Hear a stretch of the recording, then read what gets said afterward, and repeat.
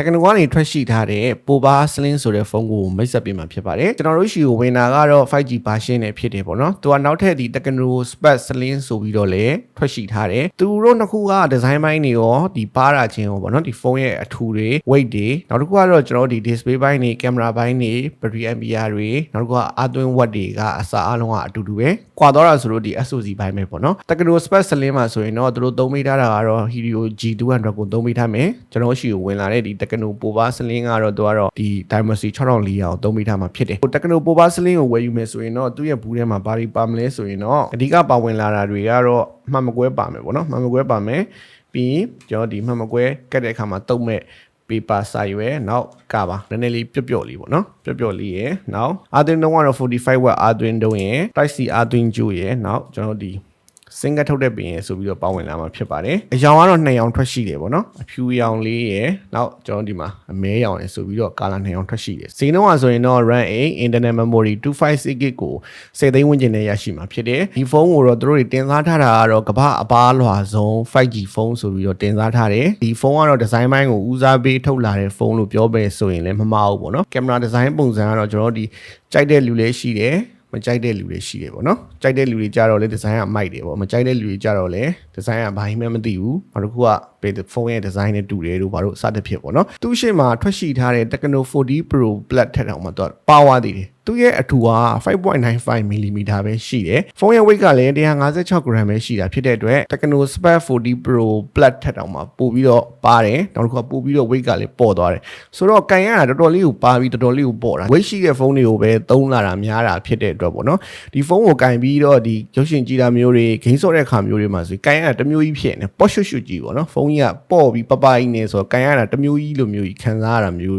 ဖြစ်တယ်သူရဲ့အနောက်ဖက်နဲ့ကျွန်တော်ဒီ base frame တွေကိုတော့သူတို့ fiber glass ကိုသုံးမိထားတယ်အဲ့အတွက်အကျန်းခံမယ်အမဲပဲဖြစ်ဖြစ်အဖြူပဲဖြစ်ဖြစ်နှစ်အောင်လုံးကတော့လက်ရထင်မလွယ်တာကတော့တော်တော်လေးသဘောကျတယ်ပေါ့နော်သူရဲ့ဒီကင်မရာဘန်းမှာဆိုရင်တော့ကျွန်တော်တို့ဒီ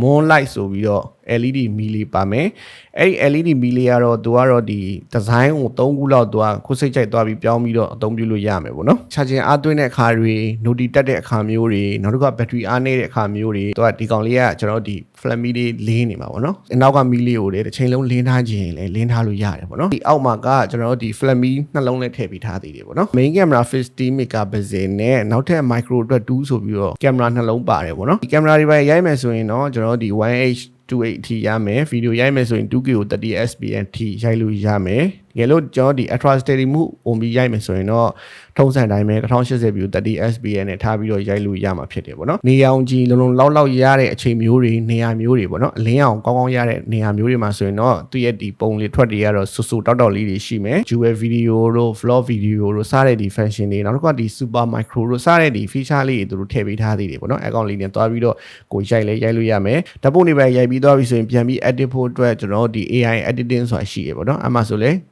ဲကျွန်တော်တို့ဒီကိုမလို့ဂျန်နာတွေကိုဖျောက်တာတို့ဘာတို့ဒီစတဲ့ဒီဓာတ်ပုံတွေမှာတွားပြီးတော့ကိုစိတ်ကြိုက်တွားပြီးတော့ edit လို့ရအောင်မှာဖြစ်တယ် selfie camera ကတော့30 megapixel 13 megapixel ကိုသုံးမိထားတယ်ဆိုတော့ selfie camera ကတော့ကျွန်တော်တို့ဒီ video call ပြောပါပြောတွေလောက်ကတော့ကောင်းကောင်းအဆင်ပြေတဲ့အထက်မှာပါတယ်ပေါ့နော်သူတို့ကတော့ဒီနောက်ထပ် update တွေမှာပဲဒီ live photo ထည့်ပေးမလားဆိုတာတော့တေချာတော့မပြောတတ်ဘူးလောလောဆယ်ကတော့ကျွန်တော်ဒီမှာရှာကြည့်ရတော့ live photo သုံးလို့မရသေးဘူးပေါ့နော်ဖုန်းရဲ့အပေါ်မှာကကျွန်တော်တို့ဒီမှာ Adobe Atmos ဆိုပြီးရေးပေးထားတယ် sync ကတော့သူက2ကတ်ပေါ့နော်ကြောချင်းကဲစိုက်လို့ရမယ်ဖုန်းကအရန်ပါတာဖြစ်တဲ့အတွက် 3.5mm ဂျက်ပေါက်တော့ထည့်ပေးထားမှာမဟုတ်ဘူး speaker ကတစ်လုံးနဲ့ပဲပေါ့နော်အောက်မှာတစ်လုံးနဲ့ပဲပါတယ်အတန်တွက်ကတော့ပုံမှန်ပဲဒီအတန်ကျယ်လားလို့ပြောရင်တော့ကျယ်တယ်လို့ပြောလို့ရတဲ့အထက်မှာတော့ပါတယ်တော့ဒီ IP64 dust and water resistant ပါတယ်ဆိုတော့ရေတွေပါတယ်မတော်တဆဖိတ်စင်တာတွေမွေးတွေပါတယ်မှာရေတွေပါတယ်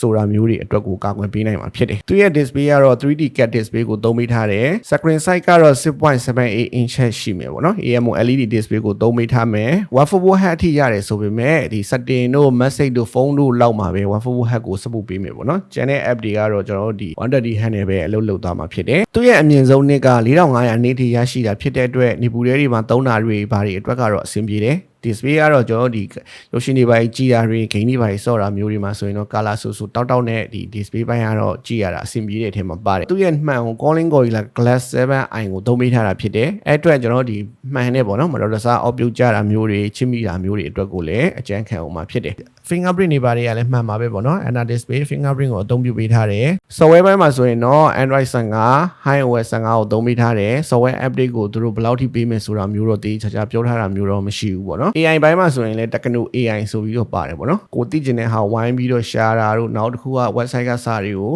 ကျွန်တော်ဒီဘာသာပြန်တာတို့စတဲ့ဒီ AI feature လေးတွေဒီမှာသူထည့်ပေးထားတယ်ပေါ့နော် SoC ဘိုင်းမှာဆိုရင်တော့ Dimensity 6400 nanometer ကိုသုံးပေးထားမှာဖြစ်တယ်ဆိုတော့ကျွန်တော်ဒီ Mobile Legends နဲ့ eFootball တွေကိုစောကြည့်တဲ့အနေထားမှာတော့အဆင်ပြေတယ်ဆိုတော့ Mobile Legends ဆော့မယ်ဆိုရင်တော့ Super နဲ့ HDT ရတယ်ဒီ Mobile Legends ကိုသူထားလို့ရတဲ့ setting တွေအမြင့်ဆုံးထားပြီးတော့သုံးပွဲစက်တိုက်စော့ကြည့်တဲ့အနေထားမှာတော့သုံးပွဲမြောက်လောက်မှာဆိုရင်တော့ပူလာတာကိုစပြီးတော့ခံစားရတယ်ပေါ့နော် Battery Ampere ကတော့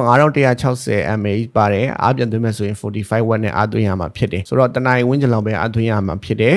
အားပြန်ပြီးတော့ share မယ်ဆိုရင်တို့က10 watt reverse charger လေးထည့်ပေးထားအောင်မှာဖြစ်တယ်နောက်တစ်ခုကအားရပိုင်းသွင်းတဲ့အခါမှာသူ bypass charger တွေပါဒီဖွင့်ပြီးတော့အသုံးပြုလို့ရမယ်ပေါ့နော်ဒီဖုန်းကတော့ကျွန်တော်ဒီပေါ့ပနဲ့ design ပိုင်းကိုဦးစားပေးပြီးထုတ်ပေးထားတဲ့ဖုန်းဖြစ်တယ်ပေါ့နော်ဖုန်းကိုပေါ့ပနဲ့ design ဆန်းကင်နေတဲ့လူတွေနောက်တစ်ခုကဒီ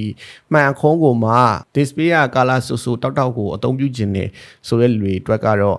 အဆင်ပြေတယ် game ဆော့မဲ့လူတွေအတွက်ကတော့ဒီတစ်ခါတည်းရန် mobile legend လိုမျိုး game တွေ e-football လိုမျိုး game တွေကိုဆော့မဲ့လူတွေအတွက်ကတော့အဆင်ပြေတယ်